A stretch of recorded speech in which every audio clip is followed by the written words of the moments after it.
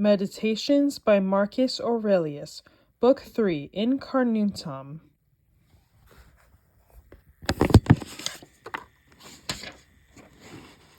Not just that every day more of our life is used up and less of it is left, but this too.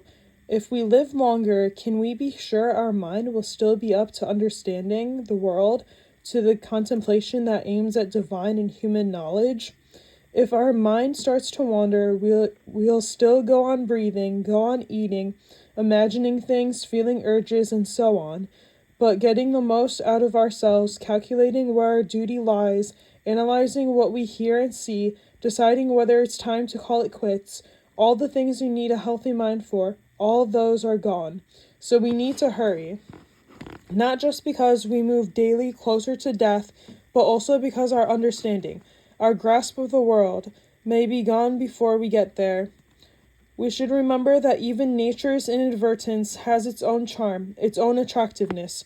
The way loaves of bread split open on top in the oven, the ridges are just byproducts of the baking, and yet pleasing somehow. They arouse our appetite without our knowing why.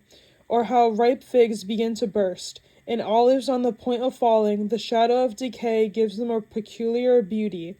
Stalks of wheat bending under their own weight, the furrowed brow of the lion, flecks of foam on the boar's mouth, and other things. If you look at them in isolation, there's nothing beautiful about them, and yet by supplementing nature, they enrich it and draw us in. And anyone with a feeling for nature, a deeper sensitivity, will find it all gives pleasure, even what seems inadvertent. He'll find the jaws of live animals as beautiful as painted ones or sculptures. He'll look calmly at the distinct beauty of old age in men, women, and at the loveliness of children, and other things like that will call out to him constantly, things unnoticed by others, things seen only by those at home with nature and its works. Hippocrates cured many illnesses, and then fell ill and died. The Chaldeans predicted the deaths of many others. In due course, their own hour arrived. Alexander, Pompey, Caesar, who utterly destroyed so many cities, cut down so many thousand foot and horse in battle, they too departed this life. Heraclitus often told us the world would end in fire, but it was moisture that carried him off. He died smeared with cow poop. Democritus was killed by ordinary vermin, Socrates by the humankind, and you boarded, you set sail, you've made the passage. Time to disembark. If it's for another life, well, there's nowhere without gods on that side either. If to nothingness, then you no longer have to put up with pain and pleasure, or go on dancing attendance on this battered crate. Your body, so much inferior to that which serves it. One is mind and spirit, the other earth and garbage. Don't waste the rest of your time here worrying about what other people, unless it affects the common good. It will keep you from doing anything useful. You'll be too preoccupied with what so-and-so is doing, and why, and what they're saying, and what they're thinking, and what they're up to, and all the other things that throw you off and keep you from focusing on your own mind. You need to avoid certain things in your train of thought. Everything random, everything irrelevant, and certainly everything self-important or malicious.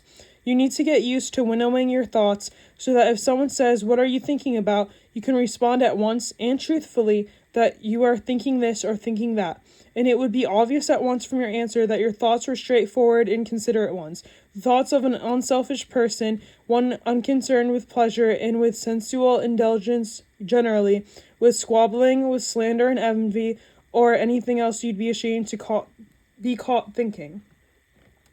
Someone like that, someone who refuses to put off joining the elect, is a kind of priest, a servant of the gods, in touch with what is within him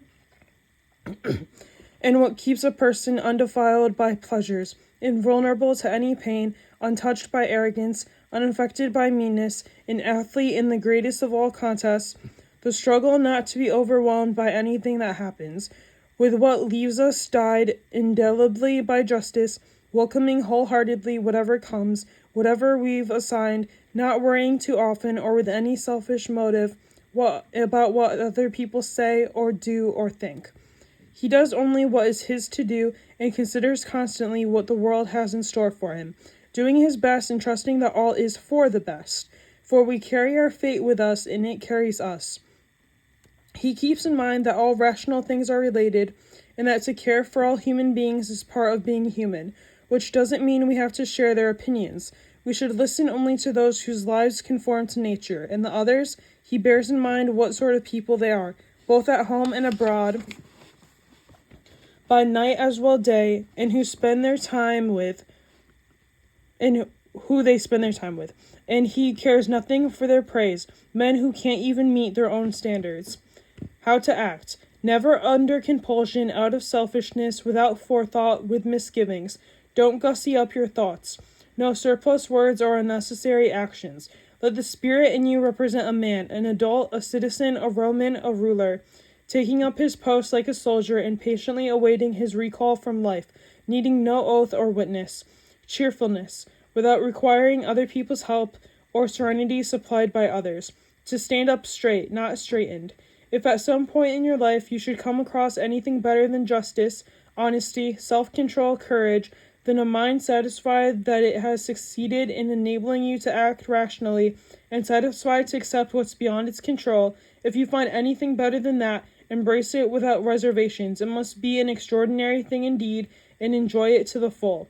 But if nothing presents itself that's superior to the spirit that lives within, the one that has subordinated individual desires to itself, that discriminates among impressions, that has broken free of physical temptations, as Socrates used to say, and subordinated itself to the gods, and looks out for human beings' welfare, if you find that there's nothing more important or valuable than that, then don't make room for anything but it, for anything that might lead you astray, tempt you off the road, and leave you unable to devote yourself completely to achieving the goodness that is uniquely yours. It would be wrong for anything to stand between you and attaining goodness, as a rational being and a citizen, anything at all, the applause of the crowd, high office, wealth, or self-indulgence. All of them might seem to be compatible with it for a while, but suddenly they control us and sweep us away. So make your choice straightforwardly, once and for all, and stick to it. Choose what's best. Best is what benefits me. As a rational being, then follow through, or just as an animal. Then say so and stand your ground without making a show of it. Just make sure you've done your homework first. Never regard something as doing you good if it makes you betray a trust, or lose your sense of shame, or makes you show hatred, suspicion, ill will, or hypocrisy, or a desire for things best done behind closed doors. If you can privilege your own mind, your guiding spirit, and your reverence for its powers, that should keep you clear of dramatics, of wailing and gnashing of teeth. You won't need solitude or a cast of thousands either. Above all, you'll be free of fear and desire, and how long your body will contain the soul that inhabits it will cause you not a moment's worry.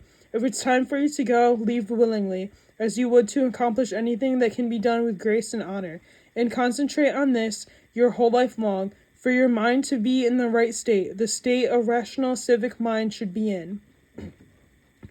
The mind of one set straight and purified, no pus, no dirt, no scabs, and not a life cut short by death, like an actor who stops before the play is done, the plot wound up. Neither servility nor arrogance, neither cringing nor disdain, neither excuses nor evasions. Your ability to control your thoughts, treat it with respect. It's all that protects your mind from false perceptions, false to your nature and that of all rational beings. It's what makes thoughtfulness possible and affection for other people and submission to the divine. Forget everything else. Keep hold of this alone and remember it. Each of us lives only now, this brief instant. The rest has been lived already or is impossible to see. The span we live is small. Small as the corner of the earth in which we live it. Small as even the greatest renown, passed from mouth to mouth by short-lived stick figures, ignorant alike of themselves and those long dead. To the standbys above, add this one. Always to define whatever it is we perceive, to trace its outline so we can see what it really is, its substance, stripped bare as a whole, unmodified, and to call it by its name, the thing itself and its components to which it will eventually return. Nothing is so conducive to spiritual growth as the capacity for logical and accurate analysis of everything that happens to us. to look at it in such a way that we understand what need it fulfills and in what kind of world, and its value to that world as a whole and to man in particular as a citizen of that higher city of which all other cities are mere households. What is it? This thing that now forces itself on my notice? What is it made up of? How long was it designed to last? And what qualities do I need to bring to bear on it? Tranquility, courage, honesty, trustworthiness, straightforwardness, independence, or what? And so in each case you need to say, this is due to God, or this is due to the interweavings and intertwinings of fate, to coincidence or chance. Or this is due to a human being, someone of the same race, the same birth, the same society, but who doesn't know what nature requires of him. But I do. And so I'll treat them as the law that binds us, the law of nature requires, with kindness and with justice. And in inconsequential things, I'll do my best to treat them as they deserve. If you do the job in a principled way, with diligence, energy, and patience, if you keep yourself free of distractions and keep the spirit inside you undamaged, as if you might have to give it back at any moment.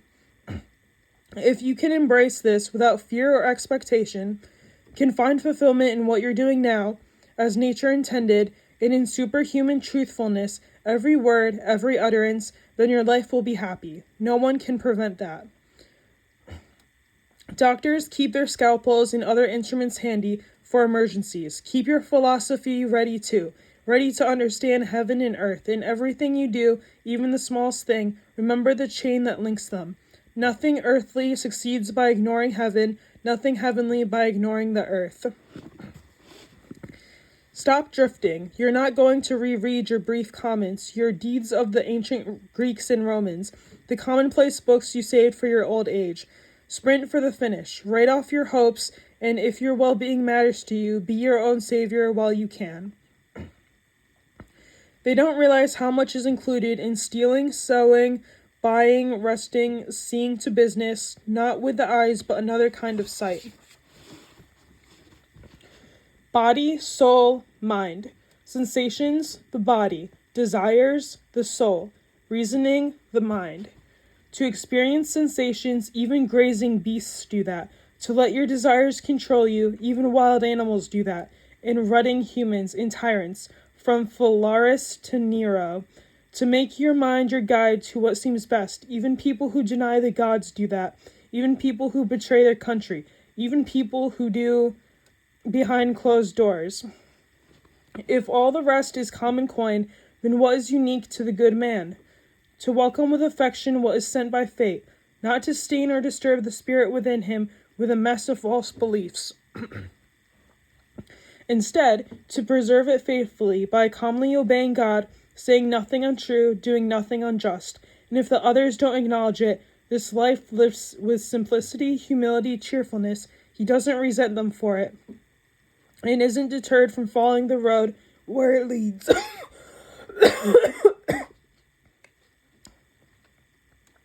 Isn't deterred from following the road where it leads to the end of a life, an end to be approached in purity, in serenity, in acceptance, in peaceful unity with what must be.